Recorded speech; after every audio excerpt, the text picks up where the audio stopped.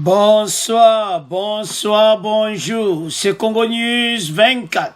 Chers téléspectateurs, comme toujours avant de commencer notre émission, nous disons merci à Dieu, nous disons merci à nos chers abonnés et téléspectateurs qui nous suivent partout dans le monde entier et en RDC. Bande Konangai, réforme et bandit. À la une, chers téléspectateurs, Senko et Nanga babandi ba réforme électorale. Et puis Senko mutasala ki réunion c'est mardi. Et puis Senko a invité Nanga. Et puis Nanga Jimalouba. Bande ko bokoyo ka somo, donc bokoyo ka yango. Alors Nanga aza sumuta ko participer na makambo yuti. Mais toko développer mon émission na biso. Deuxième point, chers téléspectateurs. FARDC, dossier trafic d'armes et groupe armé. Bandeko nangeza somo. Bandeko. Baza pour le moment logistique. Bango tout baza na beni. Pona koyeba ozo leka na makambo utoleka. Et puis, FARDC a rapporté situation ya service à renseignement na ba pays voisin. Alors, toko yoka yango ensemble. Et puis, kaka na point oyo. Toko discuter sur situation ba Nyamulenge. Bazalaki na réunion. Na Sud Kivu pona koluka kimi. Alors les Banyamulenge se disent artisans de la paix. Balui bango bazaba taper. Bango basala ka mubuluti. Alors ezaya koyinda na émission yo. Toko développer ensemble. Troisième point chez téléspectateurs. Et yindi. C'est vrai. La messe est dite. Fin de Zoé Kabila. Bandeko. Pression zongili soko sakana wote. Ameki microcrédit pour aider la population, pour calmer tout ça, mais aussi mbakakati. Donc menace kakalungwa. Alors, bande koranga ça sur mon émission. Alors, toko développons ensemble. Alors, bande korangai, soyez les bienvenus. L'émission na biso. Oyo to disita masolo ya mboka na biso bande konanga. Pour eza so mon émission oyo. Premier point, eza dossier ya Senko réforme électorale basana nani nananga. Déjà tango tangira nanga don ba congolais du GPS Mobu. Senko, comment bino boko invité mutu lokola nanga? Mutu aza mutu mobo dossier ne bo effacer ngombala moko. Mais toyo kanano oyo nanga lubi avant mettre progresser bande konanga pour ça so mon émission la 5 organisée le mardi et ben invité Batebele et l'autre personnalité nanga pour na ba confession religieuse basi ba ju ba candidature ya bato ba pesi. Alors basa réforme électorale nanga et 5 Boko yo kayango. Mais il a donné tout le barizani. La Senko est en train de travailler ma casse. Tout ça comprendre. Mais il a que ça la passe ça qui Congolais tango zo monaka dossier wala nanga koti dossier ne koti na mobulu. Donc et koti na be mobulu. Alors bande konangai Nanga à côté Masulu. Objectif changement, il y a la loi électorale. Et ce qu'on l'a dit bien, c'est géré. Bon, mon a bande konangai, bateau yobo, n'a évité. Le président sortant de la commission électorale indépendante de la CENI Corneille Nanga estime qu'il faut placer les personnalités indépendantes à la tête à la CENI. Il a déclaré mardi 30 mars lors d'un atelier de réflexion avec l'Ordre national des experts électoraux, la Senko Moutorganza Kiango, sur les réformes électorales à entreprendre au Ganza Kinshasa. Ces personnes choisies devraient être ni des personnalités politiques élues, ni des candidats non élus, à quelque niveau discutable, mais encore des militants ou exerçant des activités politiques connues. Ba so talbe ba détail makamba lobe ça n'ango problème penati. Mais problème tout ça n'ango ezali union wana Senko nanga. Et comme même là ba congolais nini. Senko organisé journal le 30 mars. Nde bozo mona le mardi. Boko yoka extra. A bengisi ba expert électoraux onel bazalaki wana. Bavandaki ba expliquer pourquoi ces changements. Mais avant de progresser, to yoka nanu. Ndenge Senko organizango bongo to yoka déclaration ya bananga batona tout bon to continuer mission na biso. Parlementaire pour la relance du processus électoral en RDC, le bureau de liaison avec le Parlement de la Conférence épiscopale nationale du Congo, BLP-SENCO, a organisé mardi à Kinshasa un atelier de réflexion sur les réformes électorales à entreprendre, ce en collaboration avec l'Ordre national des experts électoraux, ONEL. En termes de priorités, par quelles réformes faudra-t-il commencer et pourquoi? Plusieurs personnalités sont intervenues pour répondre à ces questions avec des propositions de réformes prioritaires, parmi elles le président sortant de la CENI, Corneille Nangaa, au micro de Jeff Ngoy. Disposer de manière précise que les personnalités indépendantes choisies ne sont ni des personnalités politiques élues, ni des candidats non élus, à quelque niveau que discutable, encore moins des militants ou exerçant des activités politiques connues pour tous les membres, toute personne qui a déjà été élue, ou toute personne qui a déjà été candidat, toute personne qui est militant de premier rang, toute personne qui est cadre d'un parti, on devait l'écarter et choisir les personnalités indépendantes. Renforcer l'indépendance des personnalités choisies en leur conférant par voie légale le caractère d'inamovibilité, comme à la Cour constitutionnelle. Énoncer clairement le fait que les 3 délégués désignés par la société civile, que le président en est désigné par les 8 confessions religieuses. Alors, nous avons suivi Tolandi invité à Senko, Corneille Nangaa. Ces personnes choisies ne devraient être ni des personnalités politiques élues, ni des candidats non élus à quelque niveau discutable, mais encore des militants en exerçant des activités politiques connues. Problème est zawa. To beta c'était zate kaka makambo ba réforme et tout ça. Ba réforme za mabeti. Mais bato bazo sala nde ba réforme yango. Mutu oya bebisa kiseni. Oyo makambo kota ki désordre. Oyo élection na ce qui réputation ma bena libanda RDC. Lelo. Aya kopesa watu ba réforme. Ce n'est pas possible bandeko nanga. Nanga aya kopesa ba réforme. Mais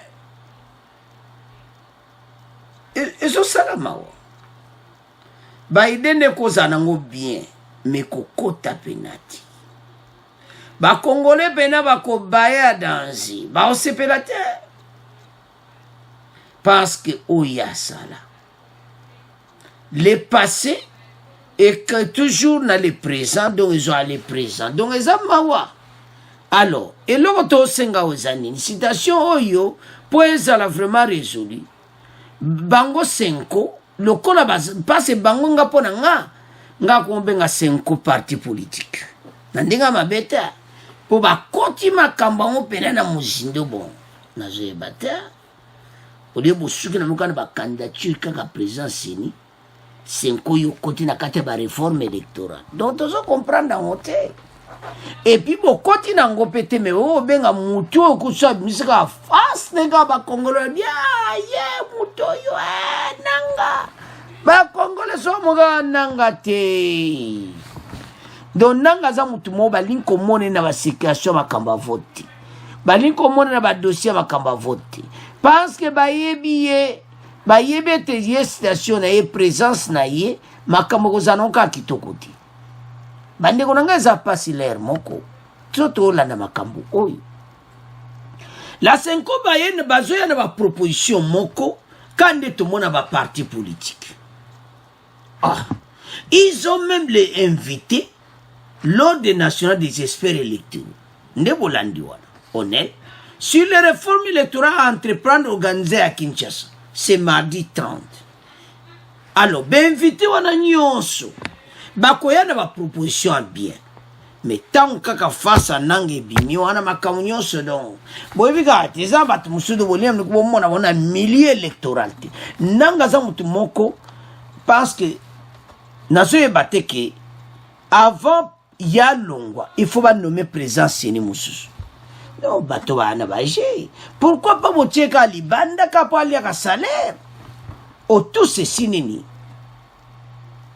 ba système oyo fachi akuti ba système moko don mystique yango bato oyo o ba sali 20 ans 18 ans na pouvoir ba bato mo ba congolais ba linsu ko mona bango te donc ba mibeko yo donc ya non baka conscience donc présence Seni akoko longwa te ti mususu akoya mais tant yé déjà il ba ke yé après ça qui démissionne alongwana ye mais ce n'est pas possible parce que ye azaka kawana na kati ya masolo ya Seni kaka na kati zinga donc nanga alinka présence na ye monana donc alaxa quand même donc naïbiti bon quand il propose que tu comprends que ni des personnalités politiques élues ni des candidats non élus à quelques niveaux discutables, moi encore des militants ou encore des activités politiques connues. Alors, quand on voit tout ça, quand on voit tous les dossiers, quand on voit tout ce qui se passe, donc toujours monarchie. Donc, déjà la présence naïe, na oyo bamba linga basala, ezamawa. Bande konanga l'autre ntour beta 7 aux années. Makamba baza besoin d'élection salamana ba condition wana. Alors, Fachipe nande azomona bukane mubekoti tokende nango mais baye baki tozana problème sérieux sans que ba congolais identification salamité. Je sais que Facha obima na de toute façon mais tant azobima ba banda mamo recensement parce que ndenge makambo batu yodon ba bazomwa ke kandana moka kuleka bango bayebi kanda na bango 5 oyo bokomo ye élection na nanga na ba conférence de presse c'était passé à Kinshasa bande konanga ce mardi 30 mars ndetu tchelibino donc nanga lobby peut expliquer encore pour tous les membres toute personne qui a été déjà élue toute personne qui a été déjà candidat ou toute personne qui est militant du premier rang, ou toute personne qui a été cadre d'un parti politique, on devra l'écarter et choisir des personnalités indépendantes. À s'y gérer, Corneille Nanga. Ah, bon. Aujourd'hui, Seni, Tchangona désordre, le Yozaka. Il fallait Yamona na te battre mon suston. On va continuer intérimaire mokoana hein ti présent Seni Musakoya mais pour la nini constitution il faut présent Seni avant longwa il faut mususu à remplacer pour la nini nangali akaba salaire ezaya kuyinda bandeko ngana makamba boy désordre mobulu donc Seni banakozana onka mobulu na mobulu même bala oyo bazana problème sérieux avec l'union sacrée parce que ndenge makambo ezokeli même ma proposition 5 chao na ebita tango comme pas mboso ataleka oiti oiti wa be kabundi yana kutala ozomono ndeni wana ti président bato wana oyo iwe parce qu'il faut donner intérêt à peuple et c'est un intérêt à binoti donc c'est ça alors bande koranga bato yo baje bazoya nango meko simbati yango c'est à ce point que motika premier point to comment le Canada deuxième point. Alors chers téléspectateurs to comme la deuxième point absolument to division en deux on va parler à dossier trafic d'armes et de groupes d'armes autour lobake dans un groupe armé parce que réunion à faire d'ici Donc délégation mobimba baza directement na Beni. Moko yoka extrait bande konanga. Alors parce que yindi déjà makamba trafic d'armes. Et puis na Sud Kivu et yindi Banyamulenge se disent artisans de la paix. Batu metozoya na Banyamulenge. Tutikanan tozoya. Tokena na FARDC. FARDC porte-parole Kasonga Boyokae qui va tendre d'abord babana en situation ya sécurité pour éradiquer les groupes armés. Basol na ba pays voisin. Ba pays voisin pour basala tout. Ba groupe armé wana nyonso ba mwana na lisuti. Mais le problème est là bande korangai. Et ça mon boulot. Par ces situations oyo, ba voisin baza ba complice. Makambo tozo mona c'est parce que ba voisin baza na batu na ba kati ya armée. Armée a FARDC a plein des infiltrés.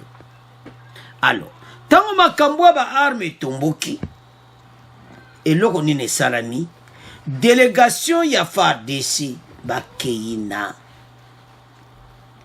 wapi na Beni pona ko solola ko yeba ko ça donne enquête ko inspection et tout ça ko yeba que se passe parce que na ndenge makambo kende keza mobulu na ndeba kambo officier supérieur ko teka ba arme bande ko na assure et soit qui ba mi konza FARDC mais toujours féliciter biso nyonso bande kwa media na ndenge toujours reporter yango parce que dossier a Beni comme le dossier moto bossa nango mais maintenant à la page il faut battre wana nyonso babunga batika mboka na biso bande ko na biso baza ko souffrir na ndenga mukiti a éviter que lobi mokole kozala soka kozala ou bien kozala ti. Et ça passe. Mais du côté à FARDC, bah ça la moins fort dans ma cambouana. Mais et le que c'est ma weza que pande konangai makambo yo eza makamoko ekriaka toujours ba problème akusaka na ngoti.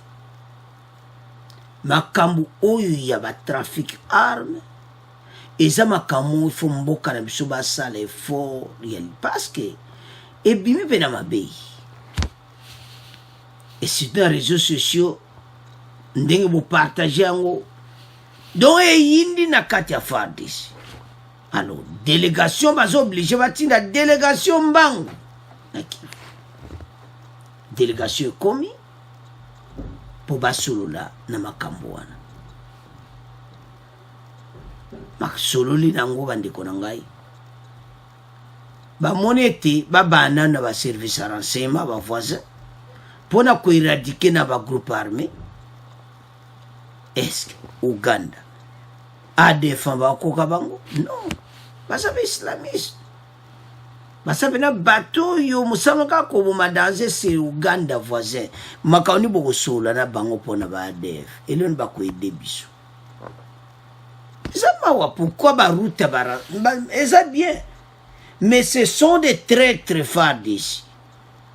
Alors toyo kanano FARDC bon to continuer mission na biso. Comment éradiquer définitivement le phénomène groupes armés locaux et étrangers qui endeuillent les populations de la RDC et celles de la sous-région? Dans un communiqué, les FARDC disent avoir entrepris des contacts avec toutes les armées des pays voisins en vue d'arrêter les stratégies appropriées pour atteindre cet objectif, ce suivant les recommandations des accords d'Arusha. Dans cette perspective, les FARDC affirment privilégier le renforcement de la coopération militaire, les concertations régulières entre les armées de la région, ainsi que la mutualisation des efforts et de renseignements. D'autres détails avec vous, Pélé Kipé Lamondo.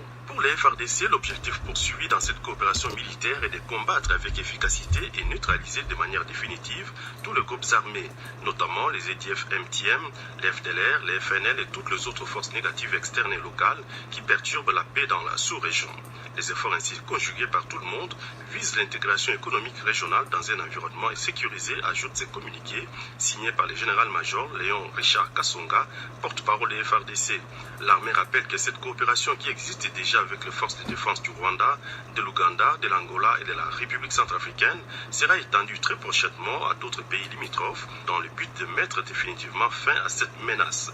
Pour les FARDC, la solution à ces problèmes doit être à la fois sous-régionale, régionale et internationale. Les FARDC rappellent aussi qu'en septembre 2019, lors des rencontres tenues à Goma entre les armées ougandaises, rwandaises, burundaises et tanzaniennes, en présence de la MONUSCO, de l'Africom et de la CIRGL, les participants ont fait unanimement féliciter la mutualisation des renseignements pour permettre à chaque pays concerné par le terrorisme frontalier de traquer tout le hors-la-loi qui insécurise la sous-région. Au Nord Kivu, on signale l'arrivée hier à Beni d'une délégation du corps logistique des FARDC. Objectif, évaluer la capacité opérationnelle de l'armée, mais aussi statuer sur les allégations de trafic présumé des munitions de guerre par certains éléments FARDC dans la région, conduite par le général Mbayungoy Patrick, inspecteur corps logistique des FARDC. Cette délégation a été reçue par le maire par intérim de Béniville. C'est au sortir de cette séance de travail que le chef de la délégation s'est confié à la presse. Le général Mbayo Patrick revient sur l'essentiel de sa mission au micro de Sekombi Katondolo. Nous sommes venus pour une mission d'évaluation de capacité opérationnelle. C'est une mission de routine qui, nous appelons ça une inspection externe pour évaluer la capacité opérationnelle de nos militaires. En fait, le problème du trafic des munitions, on a déjà travaillé là-dessus, mais nous sommes venus encore pour s'enquérir de la situation, mais néanmoins, ce n'était pas ça notre objectif. Nous, c'est dans l'évaluation de capacité opérationnelle. C'est une mission de routine. Alors, bande konanga tolandiwana, comment éradiquer ba groupe armé? Ba monete, il faut wato banana wana preto kuya na obulandi wana nde ba yipo na makambo ba trafic arme. To banana alibuso. Éradiquer le groupe armé bonbo sola na ba voisin. Ba voisin wana bazana mo ba traître. Au sola Rwanda abaluki boy asekine biso. Parce que les loyaux, bah pour nous tout au vivre les abango. Qu'on change renseignement mais ça la vraiment na. Et c'est basana motema pena ki RDC côté wani bon. Ba on va ngeza la kaka na trouble. Yango FARDC faut bazama ile taba solo na batu ba voisin. Parce que ça mon boulot bande konanga ne bolandi wana. Ba voisin ba ko sala nini, makamni a bien ba ko sala. Nazo bate. Uganda a yebi ne présence à ADF. A yebi boba dirija ka ADF. Mbakamunyos ndenge gutaka na Uganda koti pe kuna. Donc c'est toute une chaîne mobile. Ok na Rwanda la même chose. Ok na Burundi la même chose. Tantôt ma pays voisin je ne vois pas. Peut-être l'Angola ne batangi l'Angola, je comprends l'Angola. Angola ko ide makambo bi. Mais bo wano batikali. Bango pena mutu babomi kote wana. Service bo sabe échange à service à renseignement. Mais na banguna te. Parce bako te kaka kamboka na biso batu wana. Bango bit na bon ba voisin ezate ke mboke bonga. Ezate mboke koma na okaka bongo. Parce que sécurité na est eza mobulu akusakana. Ce n'est pas possible. Pays lokola RDC. Bango ba moni ba richesse toza nango. Bakolinga toza kimia te. Yango na moni kene ba eza nango bien kosola na ba voisin. Ndenge to landi wana. Mais nazoye mona te ke eza solution. Eza mawa. Alors, Soko tali au komona que ce n'est pas possible. Parce que pendant les 20 ans, tu as eu une relation où ils allaient quitter le gouvernement, le Bosona Batou. Ceux qui vont travailler, Nde Toyokaki, qui est armé na biso, voilà, la plupart, paya basé belé la kati. Et Woutaki pendant les 20 ans. Fatia Yokuta armé plein des infiltrés. Ensemble. Mais situation, on a bandé konanga eza moboulou. Alors, tokene directement, na, y a trafic d'armes. Au Réunion et Salami qui baye routine. Na Benio, wo. Routine, parce que bakangi batouana, bango baye suko, mais. Et ça bien. Bossa la routine, mais bossa la paix recensement na kati armée. C'est bien de dire que ça routine, to yé, évaluation, na makambo, tu es l'équipe, makamindu qui tout ça. Mais vous lui que wana bossi bosoula qui ont aussi là qui met boye ka routine, bossa. Mais problème na biso ba congolais za ki batu oyo. Oyo ba ya ko tia mboka na biso na ndenge ana ko teka ba arme ba ni bato ba za su na mboka na biso ti. Ba congolais ba lembi. Ba congolais ba za na pasi chaque jour ba ndeko na bomba za kokufa. Nde bozo mwana photo wana donc penda ba kiti na kati ya Beni. Bande ko mukolo ba ko samsa bato yo o ba trafic d'armes na bato na photo mona ba ngoboyi. Congolais nyoso amona pena bango parce bango so possible ça va ninga no ba ndeko no ba za ko kufa. Je ne sais pas est-ce que ça ba sala ka ba nini mo ya mystique makila ba tetanga ka. Je ne comprends pas que aux Congolais, au bon baninga na mpoka oteka wa minduki tout ça. Alors délégation na kata Beni masole zo samande bo moni wana foto de do batu ba vani bena réunion. Ba yeba qu'est-ce qui se passe. Mais côté Léon Kasonga yé déjà au salama comme groupe armé que ba sola na ba voisin ba renseignement malgré ba voisin ngo mawatu. Mais tonto beta sete penali kambuya ya koteka minduki oyo batu wana il faut basamisa bango publiquement audience publique en direct à RTNC tozolanda papo yo donc yebe na teka nega minduki poto yeba bango bande kona biso bakufebele yango moni makambo lokole komi boye basi liboso son attache comme média na biso ebele tokomoloba likambo moto pene fo epela ke bainfiltre nyonso bakanga moto atika so moni bamboso azotia bagouverneur misabi bino badepute akivu bobima na bagroupe armé et ça sérieux situation ya bagroupe armé ebebomi mboka na biso mama kebilanga ye bateka kozonga baninga to telema ba congolais pourquoi to sabino bo telema to supporter président de la république sans ye makambo ekoma boy tonto ye bati tonto zaka na kati ya blende ngomo le 20 ans leki nzamba malamu to ko tindela bino musungi o akosunga bino yende Félix Tshisekedi. Mais au senga que les biso insto za liboke lisanga. Tolonga banguna oyo ba envaye mboka na biso. Baza partout. Na kata politique, ministre et tout ça. La pagati bambangwa. Ba moni pena ke danger li biso.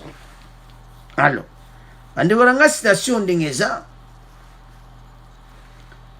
Makambu oyo tokomozela bakanga bango balakisa biso bango congolais moteme kokita mais soki na bakangi bango te biso ka to continue parce baze ebele ndambo bakangi 13 wana mwa bakangi ka ba officier supérieur banani tout mais na to bakanga bato nyonso baza na baklik nde toyokaki batangaki badepute alors bandeko nanga c'est à ce point tokomotika deuxième point oyo nde tolandi wana que pour le mois béni eza ya koyinda bazana kati inspection ko sakana ngote tebete bakokanga batebeli. Alors biso tutoza la sima ya fachi po makambo nyonso réussite total eti banguna batika etisi. Alors tukomoleka na troisième point. Alors chers téléspectateurs, comme la troisième point na biso et yindi Banyamulenge se disent artisans de la paix. Et ça somme bandiko. Les Bamouniens est pointé du doigt, accusateurs par d'autres communautés comme déstabilisateurs de cette partie du pays, refutent ces allégations et indiquent plutôt qu'ils sont artisans et promoteurs de la paix. De éviter ceux qui bazoyeba oyo bazoloba ou bazo sakana biso koloba ke bango bazaba promoteur de la paix. Parce que basala ki réunion moko na Sud Kivu bandeko nanga balwangi Banyamulenge batu bazo tia trouble na Sud Kivu. Et c'est vrai parce que bandeko na bomba colonel bakota ki zamba balu ba protéger bango. Donc rébellion et salami ba ki ovana zamba ba protéger bomba makanika ba ebo komba ka batuan. Songa ba komba mutu makanika donc vous comprenez ka bata kote kuna. Alors donc situation za mbulu basala ki réunion bango bamona ke bango mabeli waneza ya bango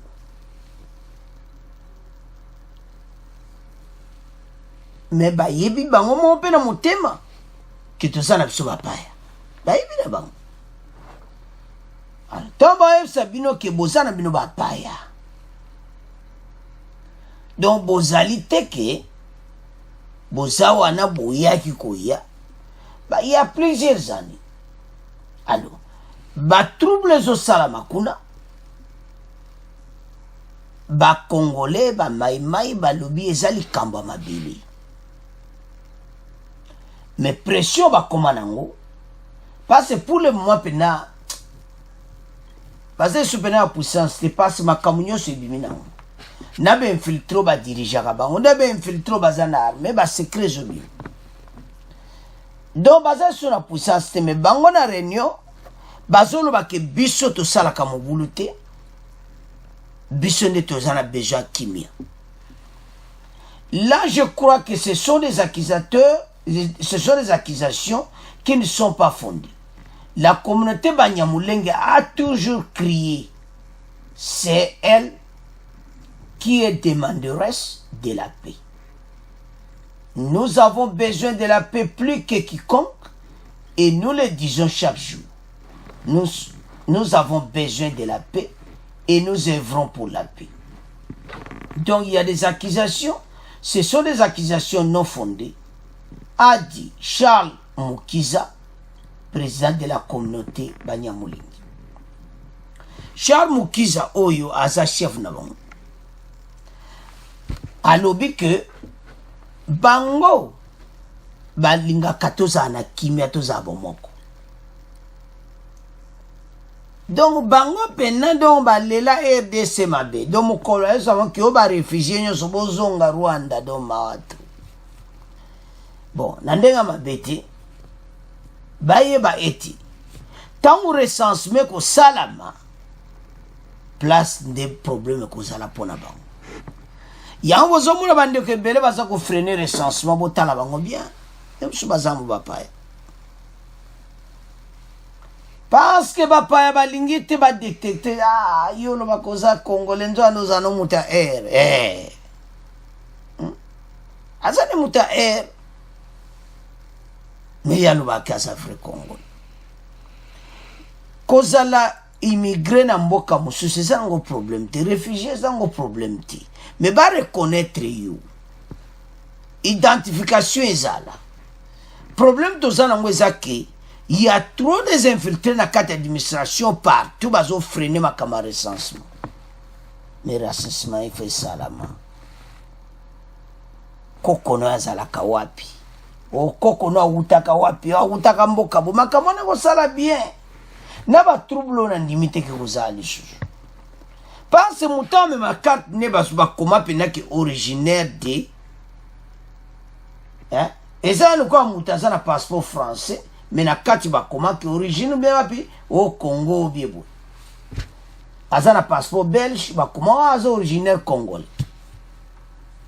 so ba comme originaire Rwanda mais ozano na Congo isa mabete bazana besoin ba reconnaître mouton nyonso passe yango na wa cœur ba trouble ku et surtout sali côté bon bazana sur Kivu na Fizi côté wana nyonso plateau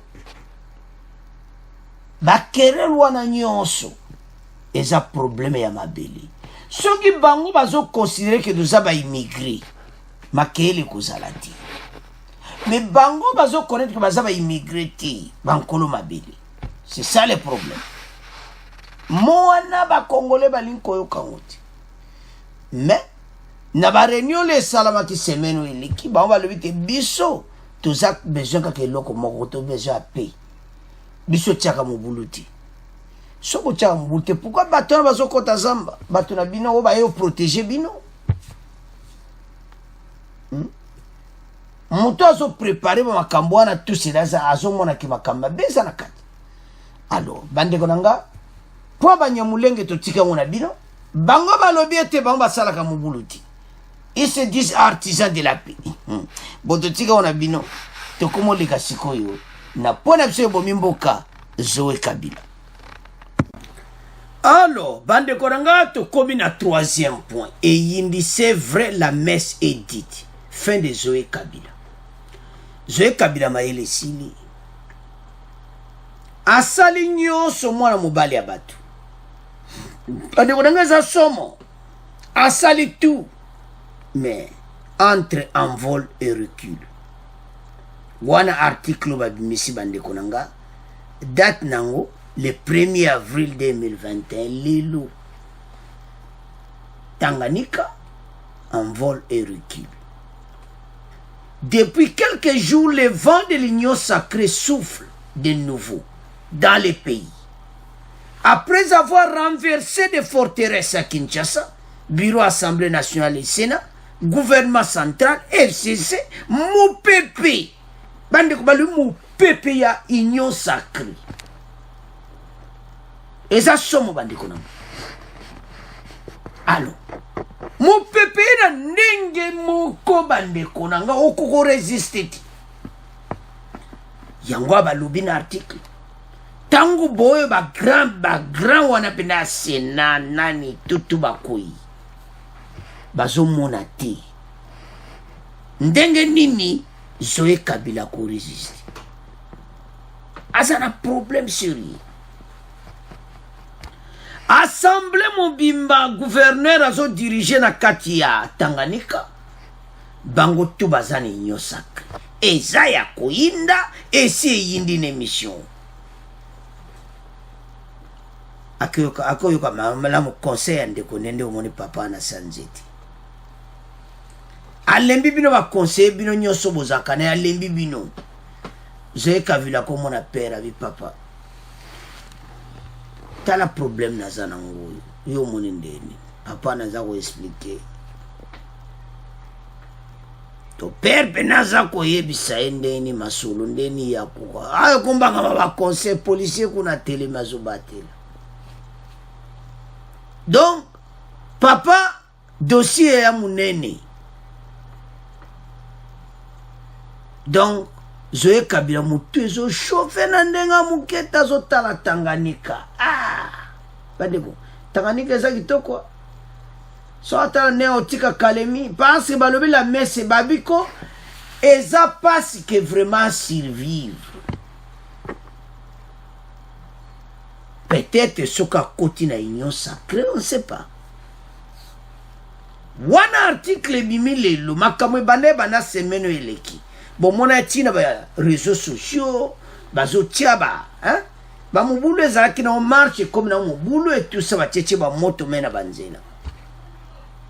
Dans situation eza mubulu. Ba komi titre bimi lelo na tongo Tanganyika en vol et recul. Donc eza mubulu. Avançons. Zoé Kabila Il se vit désormais dans les Tanganyika, province chère à Laurent Désiré Kabila, où les broyeurs ont atterri en pompe avec comme objectif renverser avec ou sans casse le gouverneur Zoé Kabila. Nonobstant les bases solides du développement qu'il pose dans cette province encore fragile. Malgré nyonso azosala, balobi eza nango fragile nyonso nezobukana. Parce que peuple ndenga aza wana balingi na bango yete. Tango assemblée provinciale ma balingi yoti osalelo na gouverneur ba député nyonso wana tout. Donc bazo signé départ naï. Il est vrai et indéniable que la messe est dite.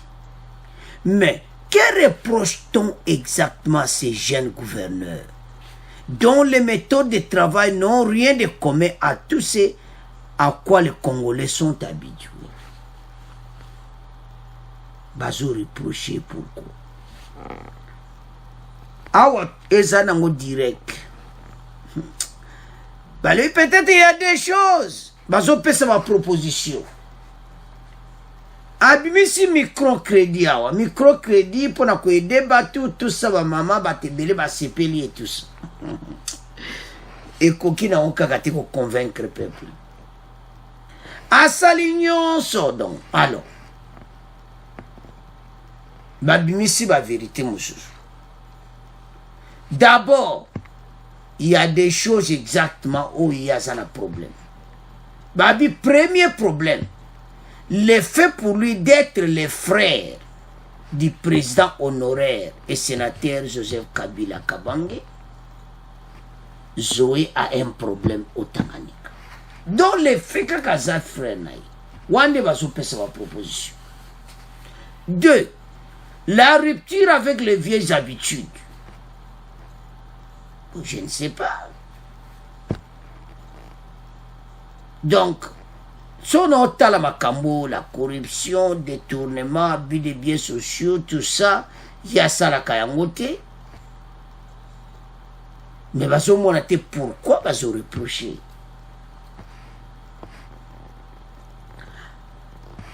Zoé Kabila, ba Congolais bazo sepela na yoti.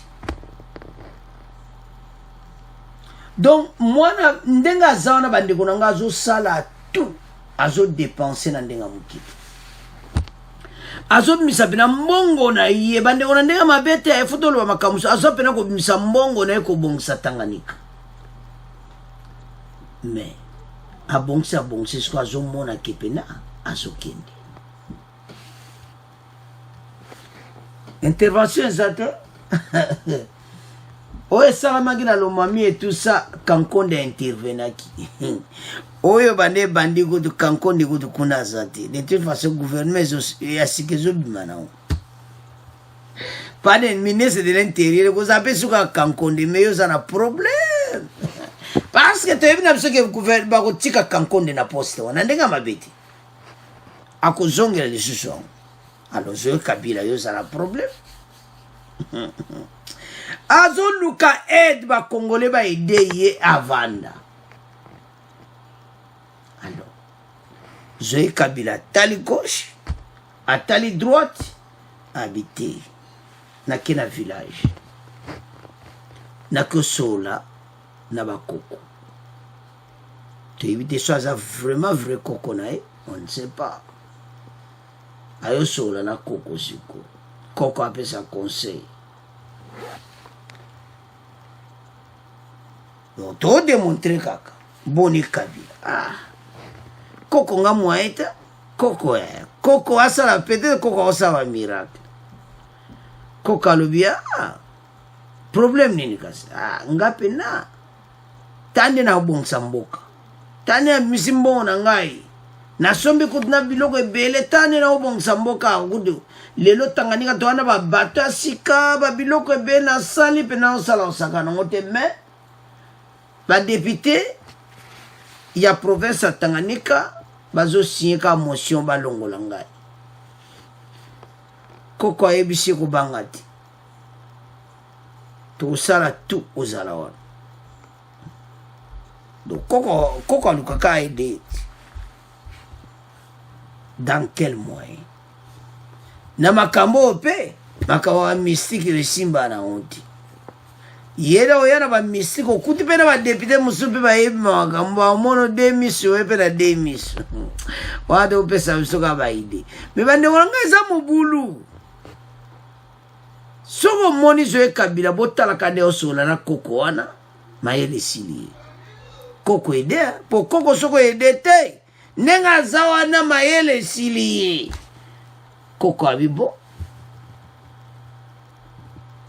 apesi baide apesi baconseil donc soki otali kaka yeba otali kaka ozomaki aza pene na problème eza photo récent bandeko nango donc soki otali kaka ozomonaki il a un problème sur lui situation eza mokulu donc oyo bato bazolobaki azobongisa Tanganyika mais bato balingi na bango ye te. Et maintenant pour conclusion la messe est dite donc kalate zoya zolongwa na ye bandeko eza mobulu adepense bambongo na ye ebele mais esimbi kaka te. Alors bandeko na ngai c'est à ce point tokoma clôturer mission na biso bo abonner massivement. Merci de vos commentaires, Nabino, continuez à soutenir. Au revoir, à la prochaine.